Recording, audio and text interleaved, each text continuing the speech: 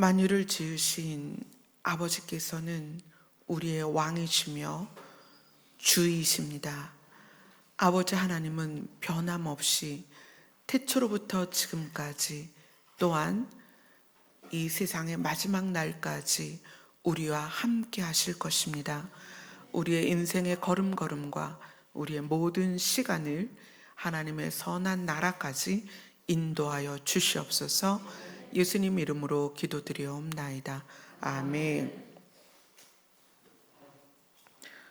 이제 다음 주면 11월이죠. 그래서 11월에는 추수감사절이 있어요. 네, 이제 인터넷으로 예배를 드리시거나 또 현장 예배를 드리시지만 가정에 성찬기가 구비되어 있지 않으신 분들은 신청하시면 성찬기를 각 가정에 보내드립니다. 그래서 온라인으로 예배를 드리셔도 가정에서 성찬 예배를 함께 하실 수 있습니다.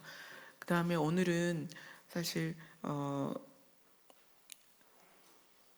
국가적으로는 참 중요한 우리 교회와 성도들이 결심을 하고 모이는 날이에요. 민주당에서 발의한, 그래서 계속 끊임없이 발의되고 있는 차별금지법이라는 것이 있는데, 그 차별금지법이 성경에서 말하는 차별하지 말라하고는 좀 내용이 많이 달라요. 그래서 그 차별금지법이 결국은 나중에 그게 통과가 되면 우리가 전도를 할 수 없어요. 그러니까 하나님이 유일한 하나님이시다, 신이시다라는 것이 다른 신과 차별이다.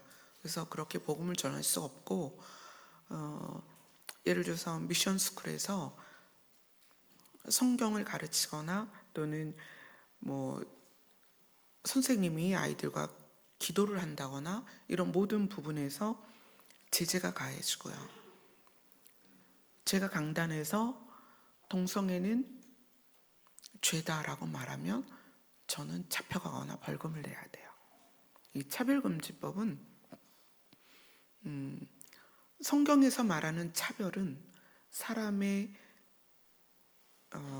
자체의 가치에 대하여 차별하지 말라는 거고, 차별금지법은 하나님이 말씀하신 고유의 영역과 또 역할에 대한 차별을 금지하는 거예요. 그러다 보니까 질서가 무너지고 규칙이 깨지고 굉장히 심각한 문제를 일으켜요. 그래서 실제로 요즘 이제 미국에서 오셔서 같이 예배를 드리셨던 분의 이야기를 들으면 미국 현지에서는 길에서 노방전도 하다가 잡혀가기도 하고, 실제로 강단에서 전하는 말씀에 대하여 제재가 가해지고 있다. 이제 주마다 법이 다르다 보니 강화된 주들은 그렇게 이제 실제적으로 법적인 문제로 야기가 되고 있어요. 그래서 우리나라에서 성도들이 그 부분에 대해서 강력하게 반대를 하고 있고, 오늘 그러한 집회가 2시부터 예정이 되어 있습니다. 그래서 함께 참석하실 수 있는 분들은 제가 참석하시라고 말씀을 드렸습니다. 그리고 참석을 못 하시는 분들은 이따가 2시부터 교회에서 기도를 하는데 같이 영혼을 살리는 기도에 참석하셔서 그들과 함께 한 마음으로 기도하는 시간을 교회에서 가졌으면 좋겠습니다. 오늘 본문은 히브리서입니다. 히브리서 4장 1절부터 2절까지 말씀을 보도록 하겠습니다. 히브리서 4장 1절과 2절입니다. 함께 읽도록 하겠습니다. 시작. 그러므로 우리는 두려워할지니 그의 안식에 들어갈 약속이 남아 있을지라도 너희 중에는 혹 이르지 못할 자가 있을까 함이라. 그들이 우리도 복음 전함을 받은 자들이나 들은 바 그 말씀이 그들에게 유익하지 못한 것은 듣는 자가 믿음과 결부시키지 아니함이라. 우리가 계속 이제 몇 주 동안 믿음에 대해서 함께 나누고 있어요. 근데 이 믿음에 결부시키지 아니하였다라는 것이 우리에게는 조금 생소한 내용이기도 하죠. 우리는 교회를 다니기 시작하면 믿어라 이렇게 얘기를 해요. 그럼 뭐를요? 그러면 다 믿어라 이렇게 얘기해요. 그냥 덮어놓고 믿어라.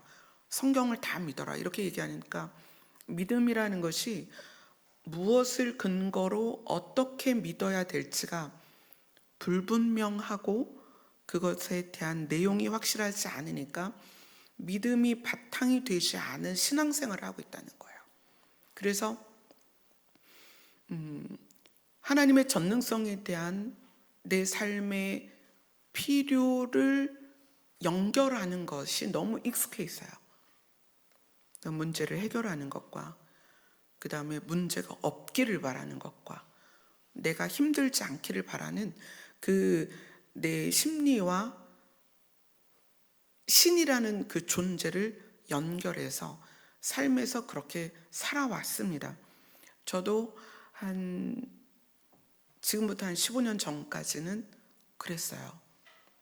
열심히 기도하고 열심히 예배드리고 찬양하고 그러면서 내 삶과 하나님을 연결하는 데 있어서 연결하는 방식이 어려움을 이길 수 있게 해주세요.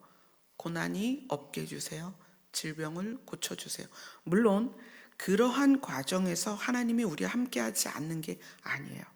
왜냐하면 우리의 믿음이 걸음마하는 아기 같은 믿음이기 때문에 그때도 하나님은 우리와 함께 하시고 도우시고 인도를 하셨다는 거예요. 그런데 거기에 머물러 있다 보면 우리에게 가중되는 문제들이 있을 때 하나님이 나를 왜 안 도와주시지?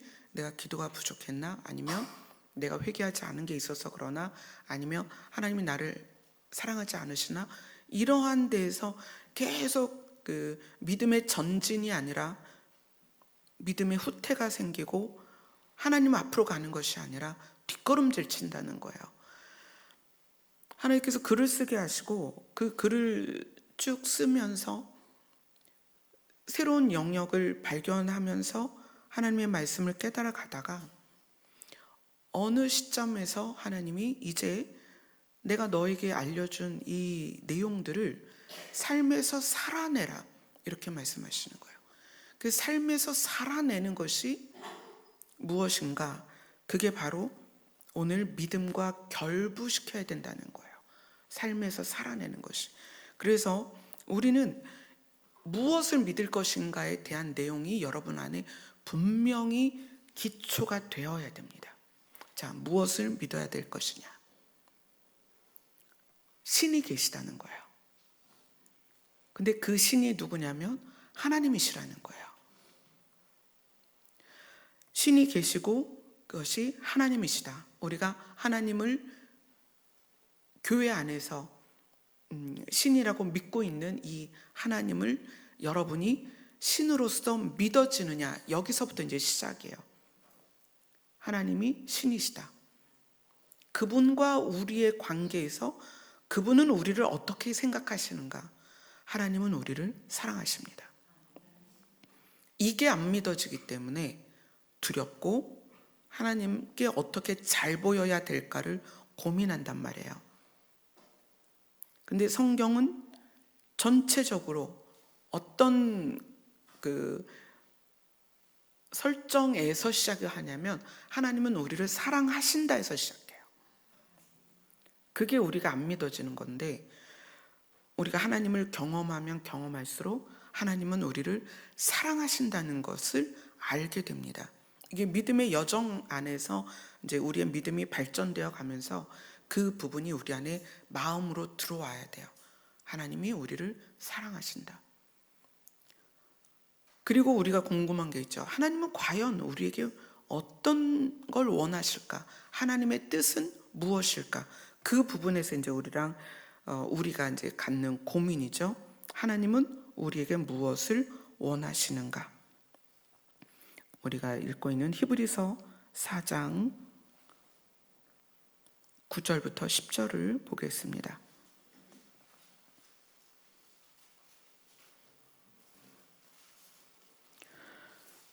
하나님이 우리에게 원하시는 것이 무엇일까? 하나님의 뜻. 9절 10절 같이 읽습니다. 시작. 그런즉 안식할 때가 하나님의 백성에게 남아 있도다. 이미 그의 안식에 들어간 자는 하나님이 자기의 일을 쉬심과 같이 그도 자기의 일을 쉬느니라. 여기서는 안식이라는 단어를 썼는데 하나님께서는 하나님의 백성을 안식하는 곳으로 이끌기를 원하신다. 하나님은 하나님의 백성이 안식하기를 원하신다. 그런데 이 땅은 안식이 없어요. 이 땅은 창세기에서 말한 것처럼 가시와 엉겅퀴가 나는 곳입니다. 내가 무슨 잘못을 하지 않아도, 내가 어떤 오류가 없어도 우리는 가시에 찔리고 엉겅퀴에 찔리는 그런 세상이라는 거예요. 그래서 하나님은 우리에게 안식을 주고 싶으십니다. 그게 하나님의 뜻이에요. 이것이 다른 의미에서는 하나님의 나라, 하나님이 세우신 하나님의 나라에 우리를 데려가는 것이다. 그래서 하나님은 안식할 수 있는 최적의 장소를 만드십니다. 그게 뭐냐면 새하늘과 새 땅이다. 처음 하늘과 처음 땅은 사라지고 새하늘과 새 땅이 이루어지는데 하나님은 그곳에 대한 의미를 내 백성이, 내 자녀가 이제는 쉬었으면 좋겠다. 평안했으면 좋겠다. 행복했으면 좋겠다. 안전했으면 좋겠다. 내가 주는 복을 누렸으면 좋겠다. 그래서 장소적인 곳을 실제로, 이게 개념이 아니라 실제로 준비를 하신다는 거예요. 그것이 우리를 향한 하나님의 뜻입니다. 그러면 어떻게를 말할 수 있죠? 방법? 하나님의 방법 어떻게? 구약에서는 율법을 통해서 우리를 그곳으로 인도하셨지만 신약에서는 자기 아들을 통해서 그곳으로 인도하십니다. 그래서 예수님이 내가 길이다. 어떤 길이에요? 우리를 안식할 장소로 데려가는 길이다. 누가? 하나님의 아들 예수 그리스도가. 그래서 우리가 예수 그리스도를 통해서 죄인에서 신분이 의인으로 바뀌는 거예요. 내 노력이 아니라 예수님 때문에 우리가 의인이 된 거고요.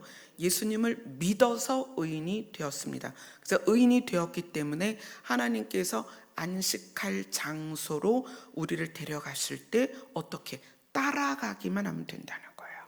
아멘. 자, 그것이 하나님의 방법입니다.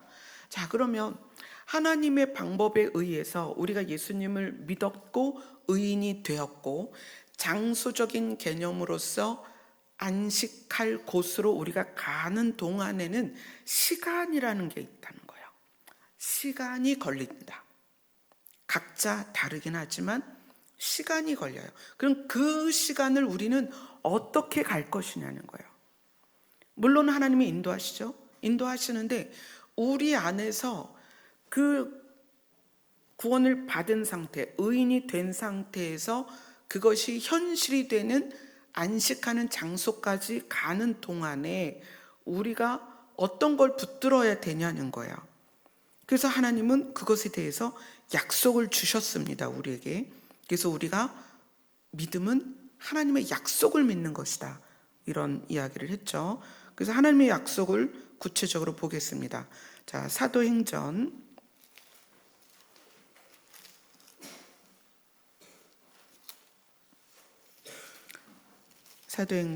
2장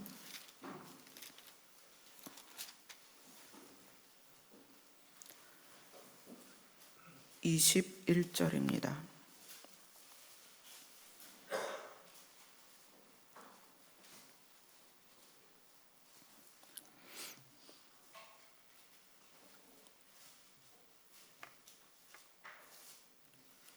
사도행전 2장 21절 같이 읽겠습니다. 시작.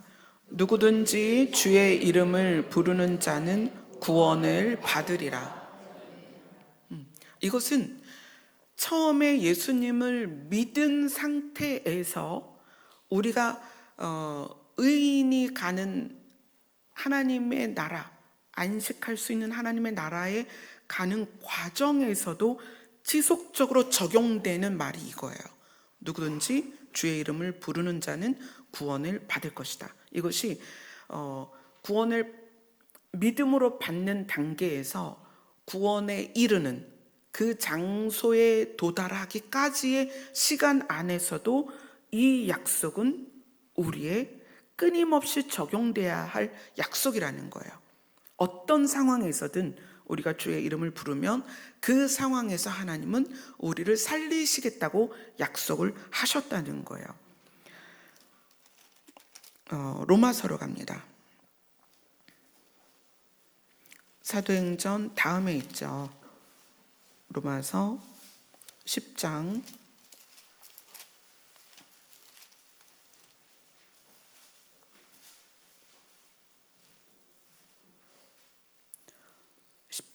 9절부터 13절입니다. 같이 읽습니다. 시작. 내가 만일 내 입으로 예수를 주로 시인하며 또 하나님께서 그를 죽은 자 가운데서 살리신 것을 내 마음에 믿으면 구원을 받으리라. 사람이 마음으로 믿어 의에 이르고 입으로 시인하여 구원에 이르느니라. 성경에 이르되 누구든지 그를 믿는 자는 부끄러움을 당하지 아니하리라 하니 유대인이나 헬라인이나 차별이 없음이라. 한 분이신 주께서 모든 사람의 주가 되사 그를 부르는 모든 사람에게 부요하시도다. 누구든지 주의 이름을 부르는 자는 구원을 받으리라. 자, 누구든지 주의 이름을 부르는 자는 구원을 받을 것이다. 이것은 구원을 받는 믿음에서부터 믿음에 이르는 그 믿음이 실현이 되는 의인이 가야 하는 또 안식할 수 있는 그 나라까지 실제로 이동될 때까지 모든 여정에서 모든 상황에서 모든 과정에서 우리가 어떠한 상황에서도 이 고백이 우리 안에 있어야 된다는 거예요. 주의 이름을 부르는 거예요. 주님, 저와 함께하여 주시옵소서. 그때마다 주님께서는 내가 너와 약속했어. 내가 너를 살려줄 거야. 내가 너를 안식에 이르도록 도와줄 거야. 여러분의 믿음의 내용 안에 반드시 이게 있어야 됩니다. 누구든지 언제든지 어디에서나 주의 이름을 부르는 자는 구원을 받으리라. 자, 시편으로 갑니다. 시편 55편입니다. 구약성경 841페이지 시편 55편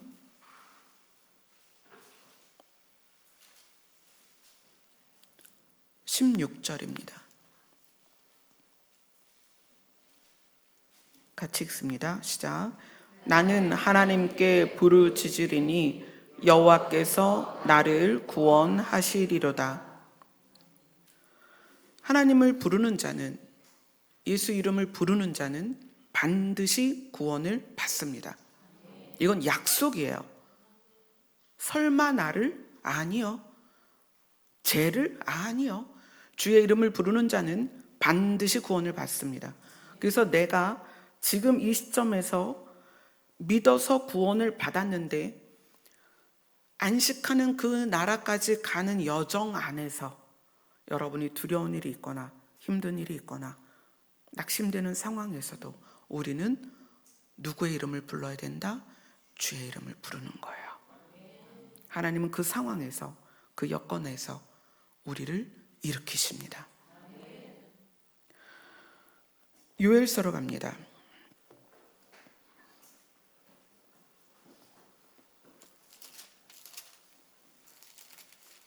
요엘서 2장입니다. 구약성경 1272페이지, 73페이지, 73페이지겠네요. 1273페이지.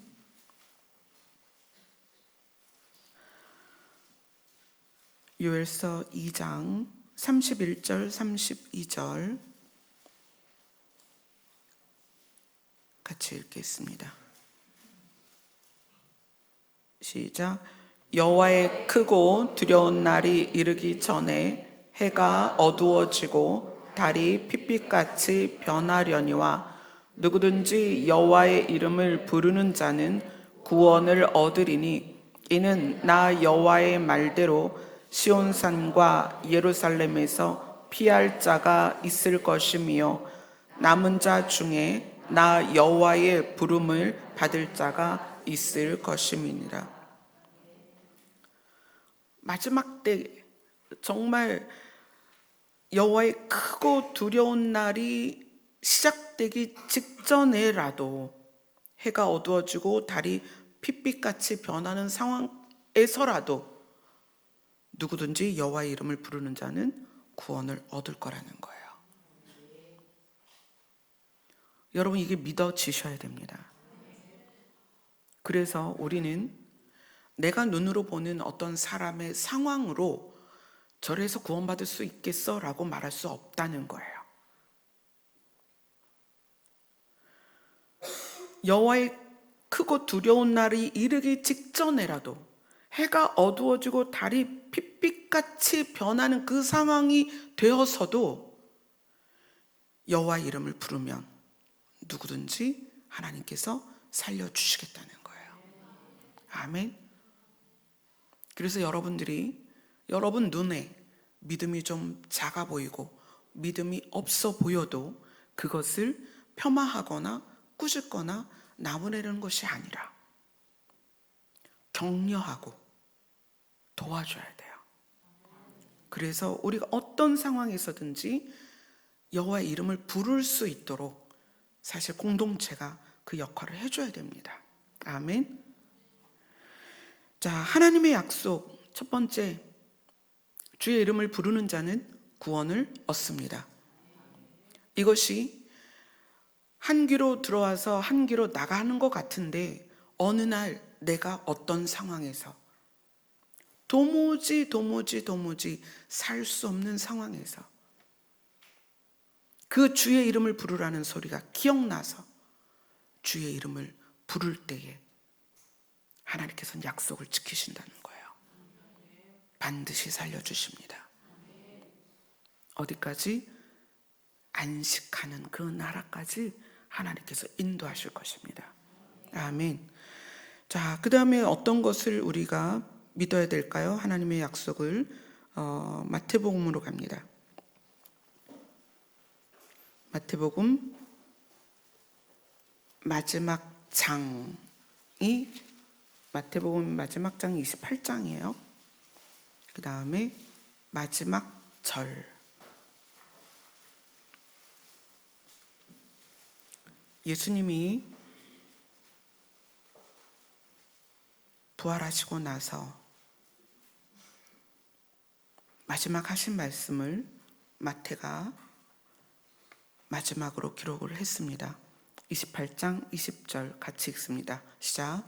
내가 너희에게 분부한 모든 것을 가르쳐 지키게 하라. 볼지어다 내가 세상 끝날까지 너희와 항상 함께 있으리라 하시니라. 이건 굉장히 중요한 약속이에요. 예수님께서 우리와 함께 계시겠다. 이건 약속입니다. 그냥 예수님이 직접 하신 약속이에요. 우리가 때로는 우리 자신이 예수님을 외면할 수도 있고 우리가 우리의 눈을 가리고 예수님을 안 보려고 할 수도 있어요. 그러나 예수님은 약속을 해주셨습니다. 세상 끝날까지 너희와 항상 함께 있을 것이다. 그래서 주님은 우리를 떠나지 않겠다고 약속하시고 떠나지 않겠다고 작정하셨습니다. 그래서 우리가 어떤 상황에서든 주의 이름을 부르면 주님이 우리를 살려주시겠다는 내가 기다렸어. 네가 나를 부를 때까지. 내가 너와 함께 있어. 내가 너를 살려줄 거야. 여러분 기억하세요. 주님은 우리를 떠나지 않으십니다. 내가 세상으로 달려가든지, 내가 죄악 가운데 들어가든지, 내가 하나님을 안 믿는다든지, 내가 예수님을 떠난다든지 그럴 수는 있지만 예수님은 약속하셨다는 거예요. 내가 세상 끝날까지 너희와 항상 함께 있으리라. 자, 히브리서로 갑니다. 히브리서 13장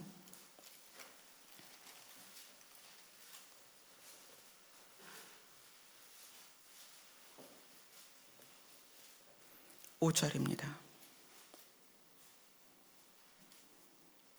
같이 읽습니다. 시작. 돈을 사랑하지 말고 있는 바를 족한 줄로 알라. 그가 친히 말씀하시기를 내가 결코 너희를 버리지 아니하고 너희를 떠나지 아니하리라 하셨느니라. 우리에게 무엇을 선택할지를 알려주시는 거예요. 당장 돈이 많으면 내가 원하는 것을 사고 누릴 수 있습니다. 그러나 하나님께서 우리의 가치를 바꾸길 원하시는 거예요. 내가 결코 너희를 버리지 아니하고 너희를 떠나지 아니할 거야. 그리고 나는 너희에게 줄 게 있어. 안식을 주고 싶다. 나는 너희를 평안하게 쉬게 하고 싶어. 그래서 그 나라를 지금 준비하고 있고 세팅하고 있어. 나는 그곳으로 너희를 데려가고 싶어. 그러면서 하나님이 하나님의 나라를 우리에게 알려주시는데 그 하나님의 나라와 가장 동등되게 우리를 유혹하는 게 돈이라는 거예요. 그렇죠? 당장 우리를 즐겁게 할 수 있는 게 돈이기 때문에 그래서 돈을 사랑하지 말고 지금 너희가 갖고 있는 것 그것에서 만족하며 살아라. 내가 너를 결코 버리지 않고 내가 너를 떠나지 않고 뭘 하시겠다는 거예요? 너를 편히 쉬는 안식할 수 있는 그 나라로 내가 데려갈 거야. 그때까지 이 땅에서 살 때 너무 돈 사랑하지 말고 나와 함께 있는 것으로 위로를 좀 받았으면 좋겠다.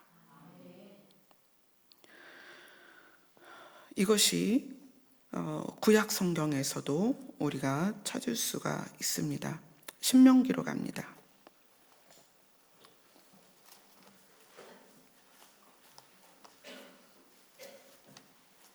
신명기 31장입니다.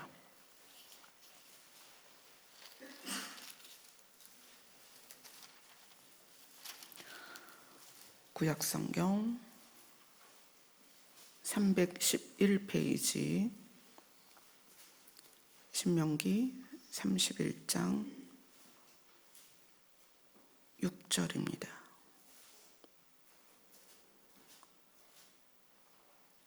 같이 읽습니다. 시작. 너희는 강하고 담대하라. 두려워하지 말라. 그들 앞에서 떨지 말라. 이는 내 하나님 여호와 그가 너와 함께 가시며 결코 너를 떠나지 아니하시며 버리지 아니할 것입니다. 하나님께서는 구약에서도 신약에서도 우리에게 동일한 약속을 주세요. 내가 너희를 떠나지 않고 너희와 함께 있을 것이다. 그래서 너희들이 내 이름을 부르면 내가 너를 살려주고 구원하고 도울 것이다. 이게 하나님의 약속입니다. 자, 조건을 하나님이 붙이시지 않습니다. 그래서 사실 죄인에게 더 큰 은혜가 있는 거예요. 죄 가운데 있다가 내가 이렇게 살면 안 되지. 하나님 저 좀 도와주세요. 그럴 때 그 죄가 주홍같이 붉을지라도 하나님은 그를 꺼내신다는 거예요. 그리고 예수 그리스도의 이름으로 그를 흰눈같이 희게 깨끗하게 하시고 그를 의인이다라고 부르신다는 거예요. 근데 의인이 됐는데, 의인이 된 상태에서, 상태는 그러니까 우리의 존재의 가치는 의인이 됐는데, 그렇다고 옛 생각과 옛 버릇이 싹 사라진 건 아니거든요. 그러면 우리가 인생을 살아가면서 또 좌절하는 거예요. 또 같은 죄를 지을 수 있고 또 똑같은 상황에서 넘어질 수 있어요. 그런데 그때마다 뭘 기억하느냐? 그분이 나를 떠나지 않는다고 하셨으니까, 그분이 나와 함께 하신다고 하셨으니까, 하나님, 제가 또 죄를 졌어요, 도와주세요. 그러면 그분은 우리를 일으키신다는 거예요. 세상의 법은 삼진 아웃이 있죠. 또 가중 처벌이 있습니다. 그러나 하나님은 우리에 대하여 그렇게 대하시지 않습니다.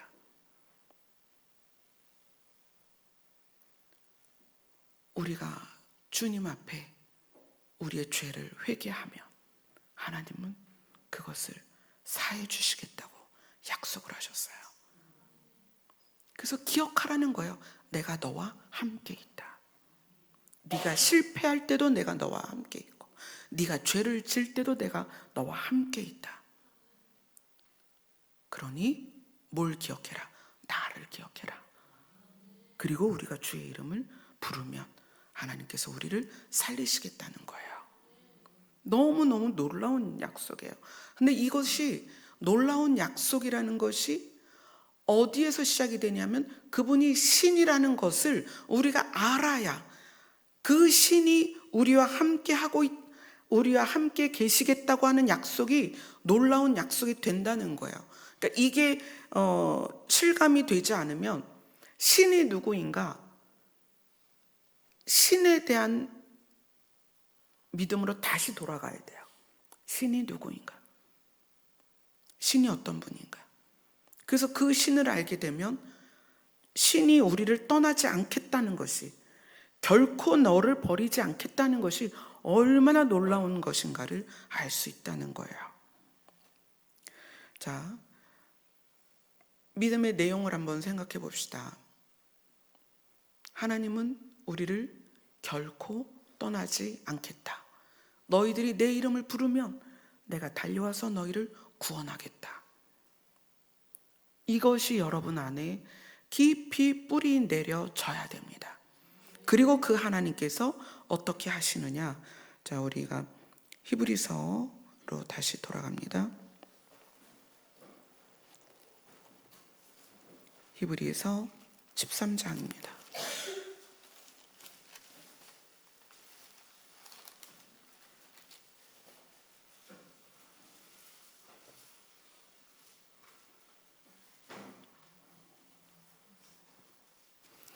히브리서 13장 6절입니다.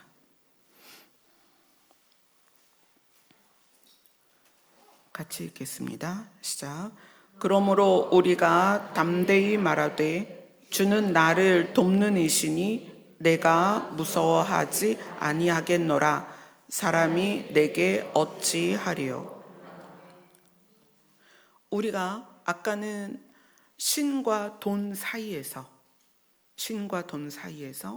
돈을 의지하지 말고 내가 너와 함께 할 거니까 나를 의지해라, 이렇게 말했다면, 이 부분은 사람과 신 사이에서요. 사람과 신 사이에서 우리가 신에 대하여 주는 나를 돕는 이시니 내가 무서워하지 않겠다. 사람이 내게 어찌하리요. 그래서 사람의 눈치를 보거나 주눅 들거나 아니면 비겁해지거나 그것에 의하여 미혹되거나 죄를 짓거나 하는 상황이 우리 안에 너무 많은데, 그것에 대하여 결단을 내리는 거죠. 주는 나를 돕는 이시니 내가 무서워하지 않겠다. 사람이 나에게 어떻게 하겠느냐? 하나님이 나를 돕는다고 약속하셨으니까. 자, 시편으로 갑니다. 시편 118편입니다.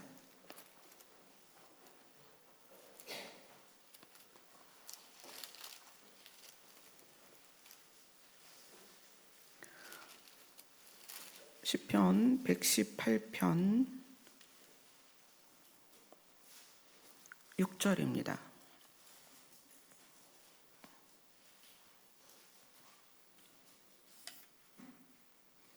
같이 읽습니다. 시작. 여호와는 내 편이시라. 내가 두려워하지 아니하리니 사람이 내게 어찌할까. 아멘. 탐심이나 또는 그 죄된 내용들이 보통은 다 사람을 통해서 접근되어집니다. 우리 가까이. 그런데 하나님이 내 편이신 것이 정말 내 안에서 두려움을 물리치면 비겁한 죄로 우리가 다가가지 않습니다. 그래서 여러분의 믿음의 내용 안에 반드시 이게 들어가야 돼요. 하나님은 내 편이시다. 하나님은 나를 도우신다. 그래서 믿음과 삶이 이렇게 결부되며 오늘 히브리서 본문에 하나님이 준비하신 안식으로 이르지 못하는 이유는 우리가 믿음에 결부시키지 못한 거다. 그러면 우리의 믿음과 삶이 결부되면 어떤 현상이 나타나야 될 거 아니에요. 그죠? 우리의 삶이 믿음과 결부되면 첫 번째로는 우리의 가치관이 바뀝니다. 아멘. 가장 중요한 것이 무엇이냐를 알게 되는 거예요. 가장 중요한 것은 내가 가서 안식할 곳, 하나님의 나라가 가장 중요하다는 걸 알게 돼요. 그래서 하나님과 돈 사이에서, 하나님과 사람 사이에서 방황하지 않고 단호하게 하나님을 선택할 수 있다는 거예요. 가치관이 바뀝니다. 믿음과 삶이 결부되었을 때 어떤 현상이 나타날까요? 누가복음으로 갑니다.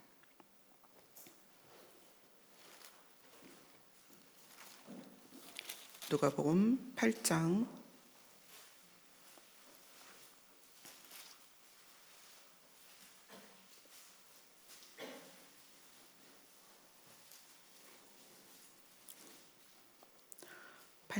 15절입니다.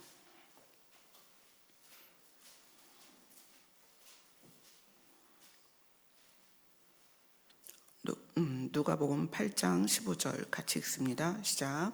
좋은 땅에 있다는 것은 착하고 좋은 마음으로 말씀을 듣고 지키어 인내로 결실하는 자니라. 자, 여기는 여러분이 잘 아시는 밭에 대한 비유죠. 씨앗을 어디에 심었냐에 따라서 열매를 맺는 곳이 있고 열매를 맺지 않는 곳이 있는데 길가, 바위, 위, 또 가시떨기, 좋은 땅 이렇게 네 가지로 구분이 되어 있습니다. 이게 마음이다라고 성경은 말하고 있죠. 너희들의 마음에 대한 내용이다. 마음에 복음이 심어졌는데 마음에 복음이 심어졌을 때 열매가 맺히는 마음은 좋은 마음이다 이렇게 얘기해요. 좋은 마음이 뭘까요? 우리가 각자 태어날 때 엄마 뱃속에서 딱 나왔을 때 맞이하는 엄마와 아버지가 있어요. 그죠? 근데 태어나 보니 엄마만 있고 아버지가 없을 수도 있죠. 태어나 보니 태어났는데 엄마가 사라질 수도 있는 거죠. 태어났는데 어머니 아버지가 굉장히 폭력적일 수도 있어요. 태어나 보니 어머니 아버지 중에 한 분이 중독자여서 그게 이제 여러 가지 중독이 있는데 중독자여서 가정이 평탄하지 않을 수 있어요. 그러니까 우리가 태어났을 때의 환경을 우리는 스스로 결정할 수 없죠. 태어나 보니 나에게 주어진 환경이라는 거예요. 근데 그 환경 안에서 자라면서 우리에게는 보통 한 20년 그렇게 살면 우리 안에 생기는 상처들이 있어요. 아버지에게, 어머니에게 물질로 말미암아 환경에 의해서 많은 상처가 우리 안에 들어옵니다. 그러면 그 상처로 인해서 우리 안에 마음에 굴곡이 생겨요. 또 굴절이 생깁니다. 이 굴절은 그죠? 이 컵에 물을 따라서 젓가락을 넣으면 젓가락이 꺾여 보이잖아요. 굴절이라고 그러죠. 우리 안에 상처가 타인의 어떤 말이나 행동이나 상황에 대해서 그냥 받아들이는 것이 아니라 굴절시켜서 받아들인다는 거예요. 그러면 내 안에 뭐가 가득하냐면 왜곡이 가득합니다. 근데 그것을 우리는 몰라요. 그리고 왜곡된 상태에서 말을 하고 행동하죠. 그러니까 그것이 또 상대에게 상처를 주고 분란을 일으키고, 그래서 우리는 각자 태어나서 경험된 세상이 나를 만들어요. 그리고 그 안에서 만들어진 내가 환경을 또 만듭니다. 내가 만든 환경이 생겨요. 그러니까 그 상처의 반복, 또 미움의 반복, 이게 계속 우리의 그 할아버지 때, 아버지 때, 아들 때, 자녀 때 이게 계속 이어져 내려온다는 거예요. 근데 그것을 끊어내고 상처를 치유하고 그 상처에서 벗어나고 성경에서 말하는 좋은 땅, 좋은 마음이 될 수 있는 유일한 길은 믿음을 갖는 거예요. 근데 덮어놓고 아무거나 다 믿는 게 아니라 하나님이 누구시냐? 하나님이 우리를 어떻게 생각하느냐? 하나님의 뜻이 무엇이냐? 그 뜻을 이루기 위해서 어떻게 하시느냐?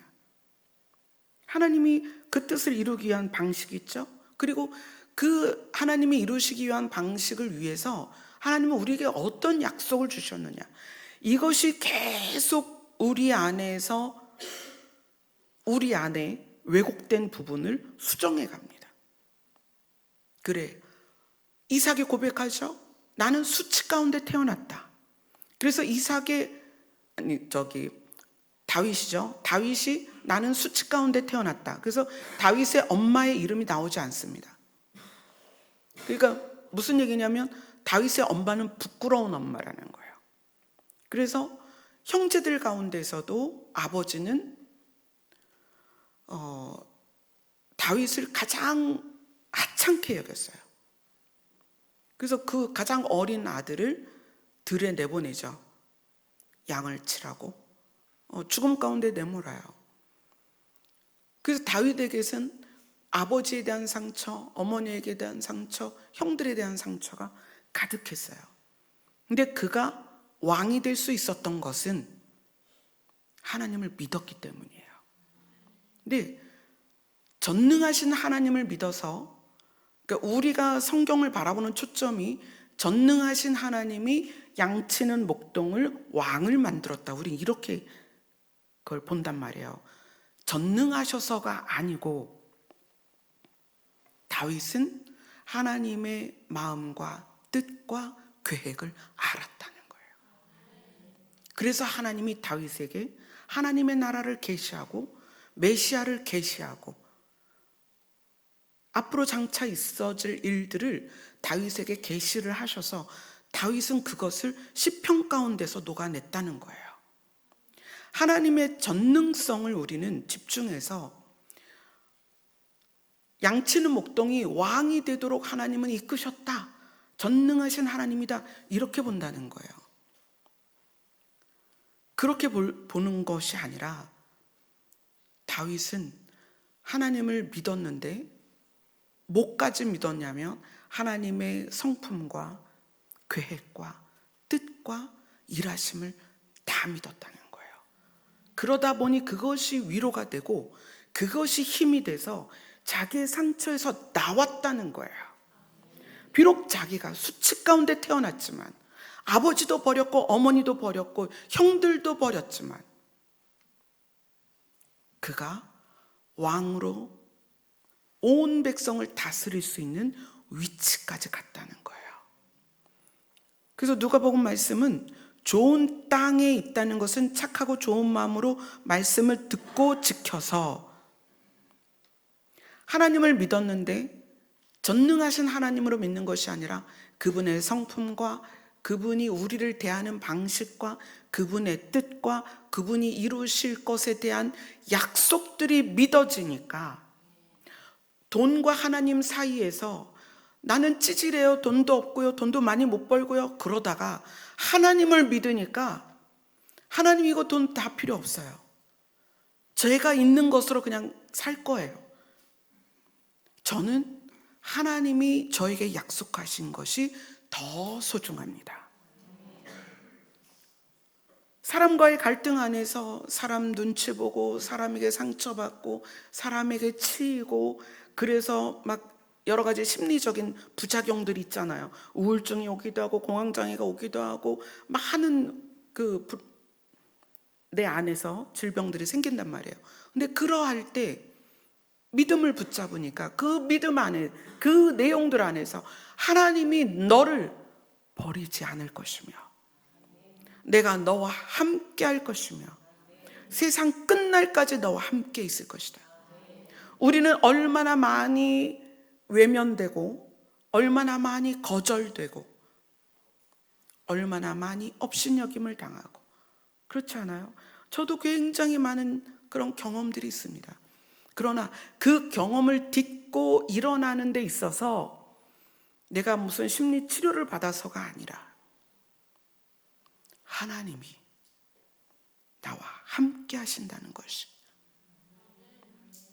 그렇게 깊은 외로움과 그렇게 깊은 서러움과 그렇게 깊은 어둠에서 저를 꺼내셨다는 거예요. 여기 계신 모든 분들이 각자에게 있는 상처들이 있어요. 그래서 더 외로울 수 있고 더 두려울 수 있고 더 슬플 수 있어요. 더 좌절될 수 있다는 거예요. 그러나 하나님이 성경에서 거듭 약속하시는 게 뭐냐면 내가 너와 함께 할 것이다. 내가 너를 도울 것이다. 내가 너를 인도할 것이다. 최종적으로 내가 너를 쉴 만한 물가로 푸른 초장으로 그곳이 어디예요? 안식할 수 있는 곳으로 너를 데려갈 것이다. 그것이 믿어졌을 때 모든 상황에서 내가 그 상황을 어떻게 반응할 것이냐 그게 달라진다는 거예요. 착하고 좋은 마음으로 말씀을 듣고 깨닫고 지킨다는 것은 우리가 뭐 심리 치료를 받아서 착해지는 것이 아니라 또는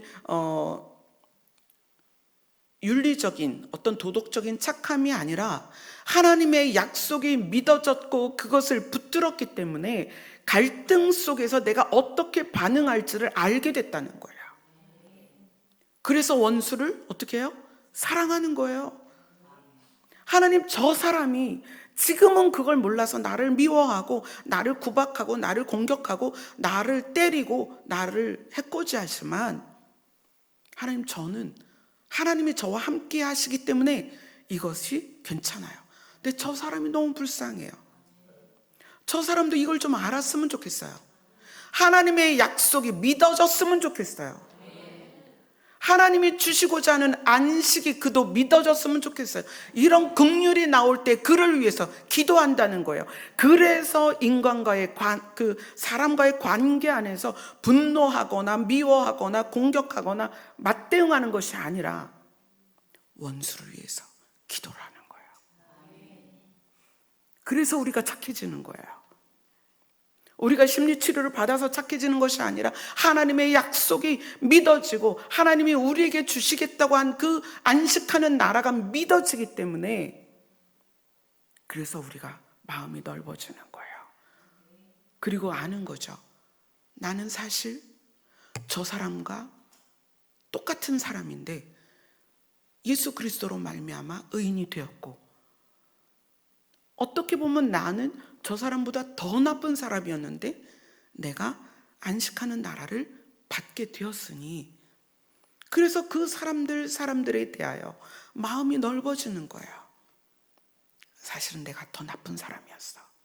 그런데 구원받았거든. 너도 그랬으면 좋겠어. 착한 마음은 믿음에서 나옵니다. 착한 마음은 하나님의 약속을 믿는 믿음에서 나온다는 거예요. 그래서 거기에서 그 다음에 뭐라고 그래요? 말씀을 듣고 생략됐지만 깨닫고 지키어 어떻게 한다? 인내로 결실한다. 우리의 믿음 생활의 결실, 열매를 맺는 것은 인내로 맺습니다. 그러니까 우리 삶에 하나님을 믿는 믿음이 삶과 결부되었을 때 나타나는 게 뭐냐면 인내라는 거예요. 경제적인 어려움, 몸의 질병, 관계의 어려움, 어떤 상황의 고난, 환난, 이런 것들을 묵묵히 인내하는 거예요. 부들부들 떨면서 참는 것이 아니라 지나가는 거예요. 하나님, 오늘도 지나갈게요. 아침에 눈을 뜨면 하나님, 오늘 하루도 견딜게요. 무엇 때문이죠? 하나님의 약속을 믿기 때문이에요. 비록 내가 손해를 봐도, 비록 내가 억울한 일이 있어도, 비록 내가 애매한 고난을 당한다 할지라도 거기에 맞대응하고 싸우는 것이 아니라 지나가는 거예요. 뭐가 믿어져서? 하나님의 약속이 믿어져서.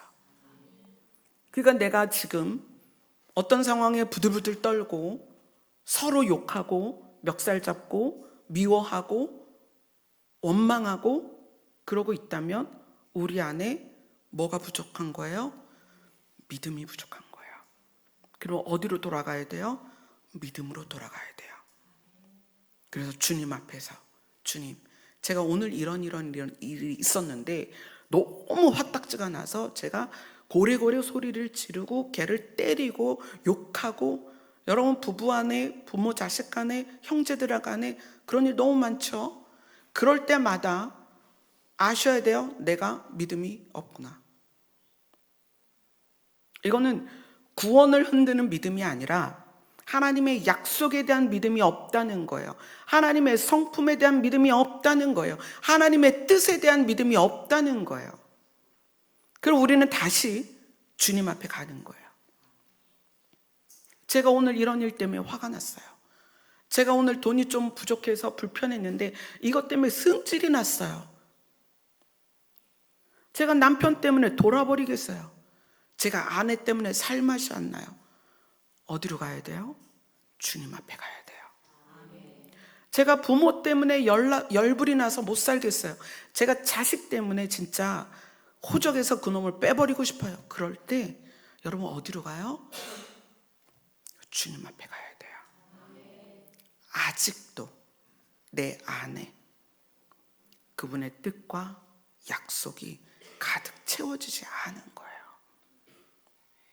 무엇으로 우리의 너덜너덜한 이 마음을 해결할 수 있을까요? 예전에 하나님께서 어떤 분의 마음을 보여주셨어요. 큰 자루인데 밑이 다 터졌어요. 그래서 그분은 가족들의 헌신이나 주변 사람들의 헌신으로 이 마음이 채워지지 않는 거예요. 그러니까 도움을 받거나 사랑을 받을 땐 너무 기분이 좋은데 너무 잠깐인 거야. 그리고 또 화를 내고 승질을 내고 요구하고 나를 좀 잘해줘라, 나한테 뭐를 좀 해줘라, 이렇게 한단 말이에요. 그래서 그 뜯어진 자루가 그분의 마음이라는 거예요. 여러분 다 여러분의 마음이 뜯어져 있다는 걸 아셔야 돼요. 마음이 다 구멍이 나 있단 말이에요. 어쩌면 구멍의 크기? 그 정도 차이가 있을까요? 우리 마음은 다 뜯어져 있습니다. 인생은 다 그래요. 그래서 제가 기도를 하면서 그랬어요. 그 환상 가운데 하나님, 그러면 저분의 마음의 그 구멍을 무엇으로 채워야 될까요? 구멍보다 더 큰 걸로 채워야 된다. 그럼 그게 어디 있어요? 그게 세상에서 어떻게 찾아요? 여러분의 마음의 구멍을 막을 수 있는 것은 믿음밖에 없습니다. 하나님이 신이신 것과 그분이 나를 사랑하신다는 것, 그래서 주님을 보내주셨고, 그래서 우리가 하나님의 나라를 가게 되었다는 것. 근데 그 과정에서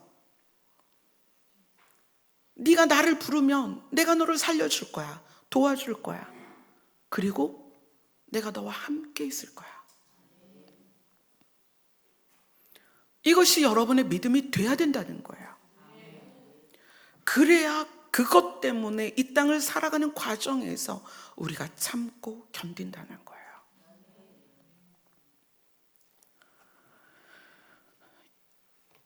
야고보서 1장, 히브리서 다음이 야고보서입니다. 야고보서 1장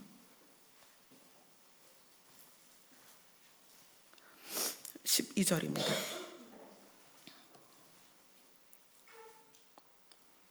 야고보서 1장 12절 같이 읽겠습니다. 시작.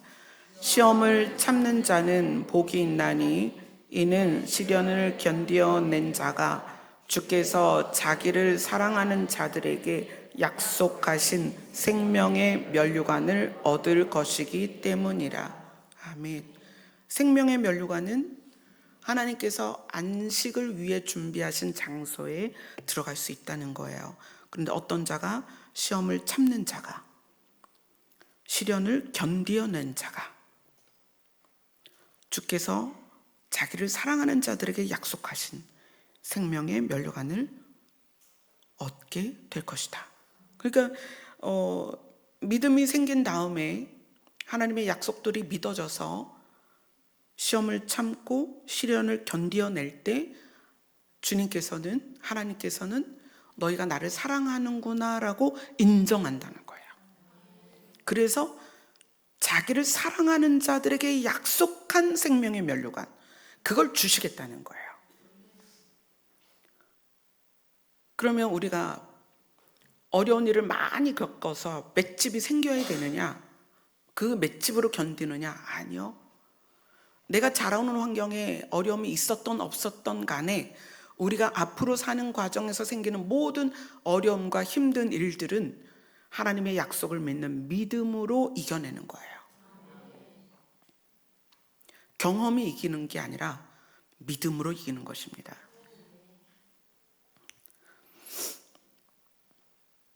하나님께서 처음에 저한테 글을 쓰게 하실 때가 2005년, 6년 그때였어요. 굉장히 오래전이죠. 그리고 한 15년 전에 그렇게 말씀하셨어요. 내가 너에게 알려준 이 내용들을 이제 살아내라. 그 살아내라라는 말이 어떻게 해야 될지 감이 안 잡혔어요. 근데 연속해서 일이 터지는 거예요. 남편은 말기암이 발견이 되고 병원에서는 3년을 넘길 수 없다. 실제로 3년을 넘기지 못했습니다. 남편이 돌아가시던 그 해에 찬미는 아프기 시작했어요. 그 10년째 찬미는 투병 중에 있습니다. 근데 그 시간 동안에 제가 말씀을 살아내야 되는데 어떻게 살아내느냐?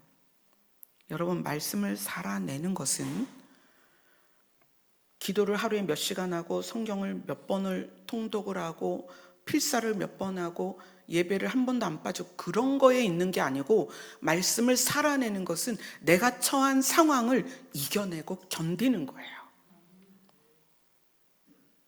내가 있는 자리에, 그 자리가 만약에 아내로서 남편을 돌봐야 된다면, 남편으로서 가정을 돌봐야 된다면, 부모로서 자녀를 돌봐야 된다면, 아니면 자녀로서 부모를 봉양해야 된다면 그 자리를 지켜내는 거예요.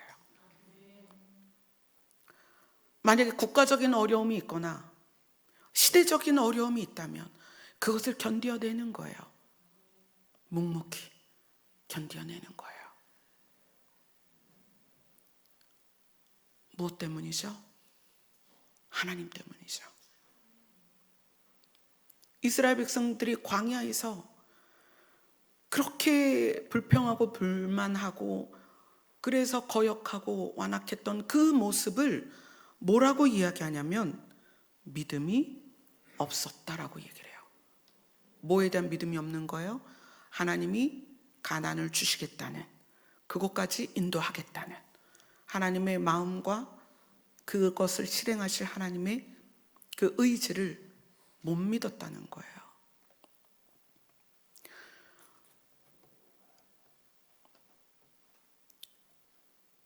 제가 목회자로서 여러분들 앞에서 말씀을 전하는 자로 서 있습니다.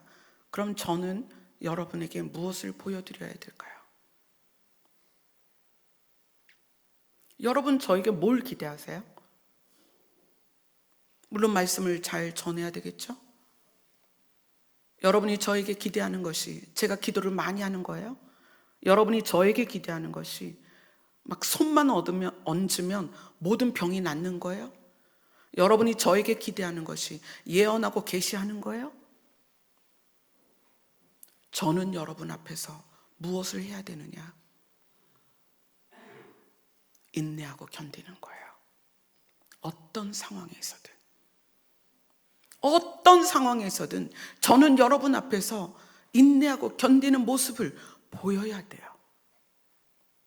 왜요? 그것이 삶이 믿음에 결부될 때 나오는 현상이기 때문에 그래요. 무작정 인내하고 견디는 것이냐? 아니요. 하나님을 사랑하기 때문에, 그분이 주신 은혜 때문에, 그분의 구원을 받았기 때문에, 그래서 이 땅을 인내하고 견디는 거예요.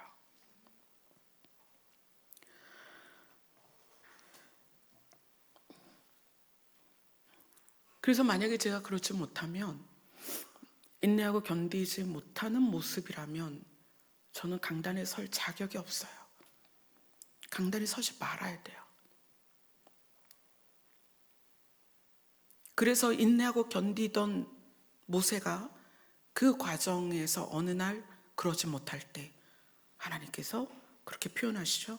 네가 나의 거룩을 드러내지 않았구나. 내가 이 백성을 얼마나 사랑하는지를. 그래도 너는 그걸 드러냈어야지. 하나님의 거룩은 우리를 향한 사랑이십니다. 여러분이 그걸 믿으셔야 돼요. 그래서 리더는, 지도자는, 설교자는, 사도는 죽음 앞에서 하나님을 향한 믿음 때문에 견뎌내는 거예요. 어떤 고난에서도 견뎌내는 거예요. 폴리캅이라는 그 유명한 감독이 있습니다. 사도 요한, 그죠? 그 요한복음, 그 다음에 요한 1, 2, 3서, 요한계시록을 쓴 사도 요한의 제자였어요.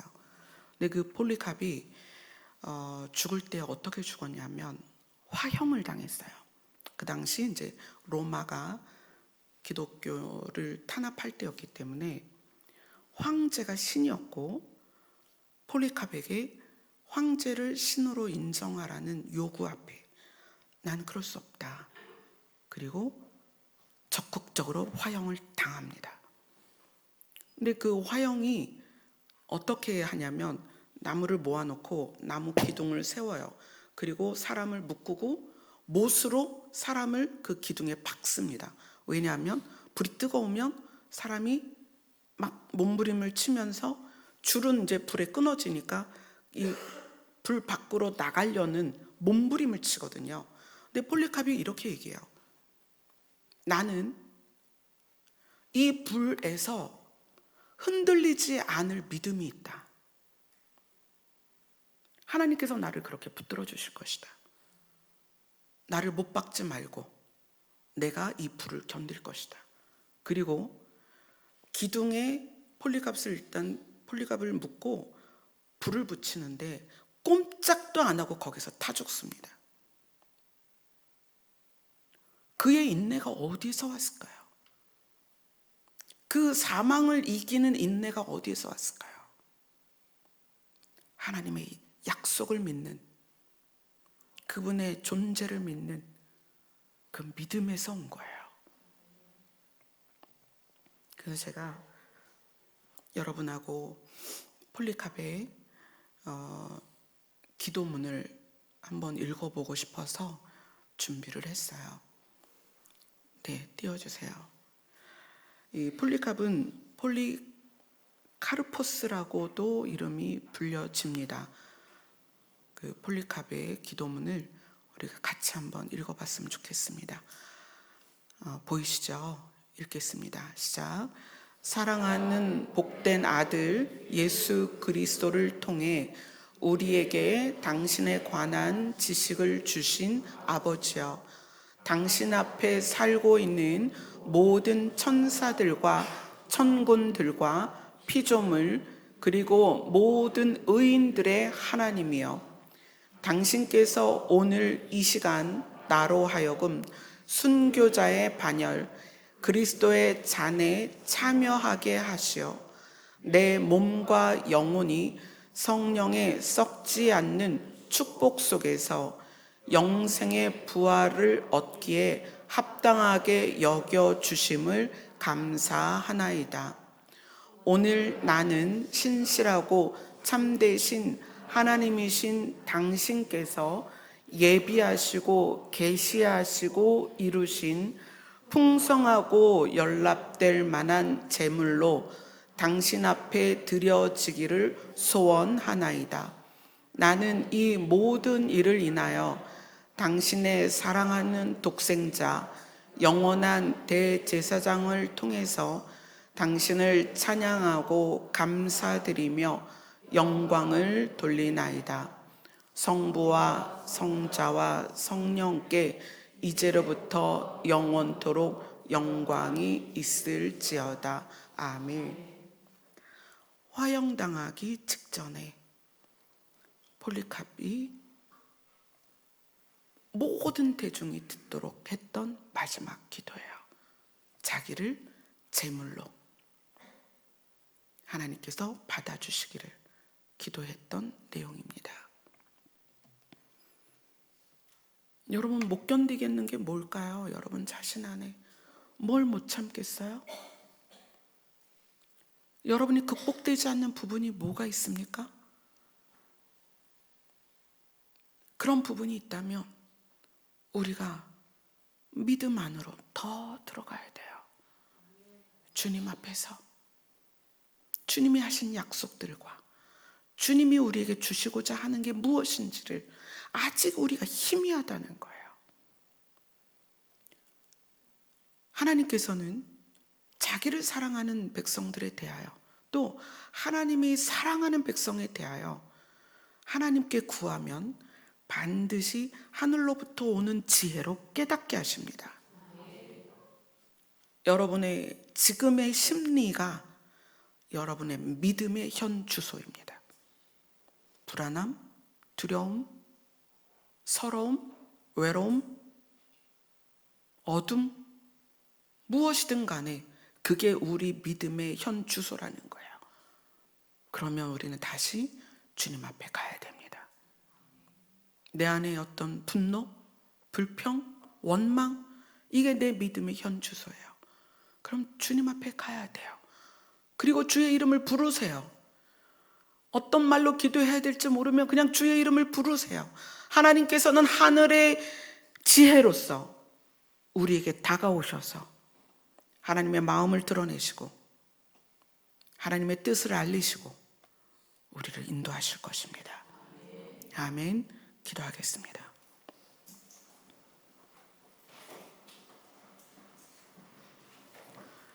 신이신 하나님께서 우리에게 아버지가 되어주셨습니다. 그리고 하나님께서는 우리에게 하나님의 나라를 상속하시겠다고 말씀하셨습니다. 그리고 그 상속받는 나라를 들어가기까지의 모든 과정에서 함께 하시고 도우시고 인도하시고 우리 편이 되어주시겠다고 약속하셨습니다.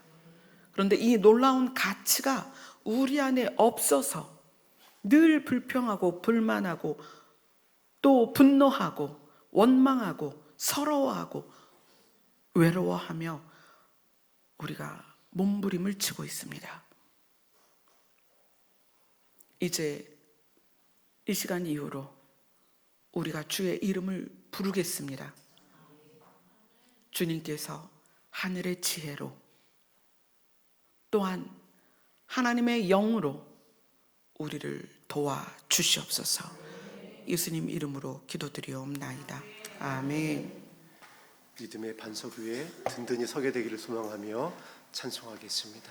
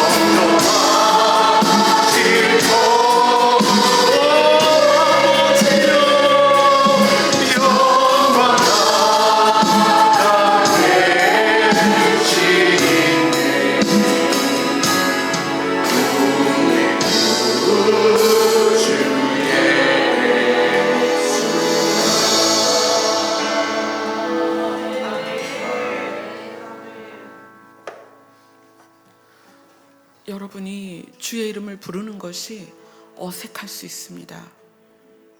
그러나 주의 이름을 부르시면 여러분이 주의 이름을 부르는 그 상황에서 하나님은 반드시 응답하십니다.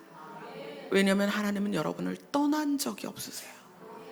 늘 곁에 계십니다. 근데 우리가 주를 찾지 않아요.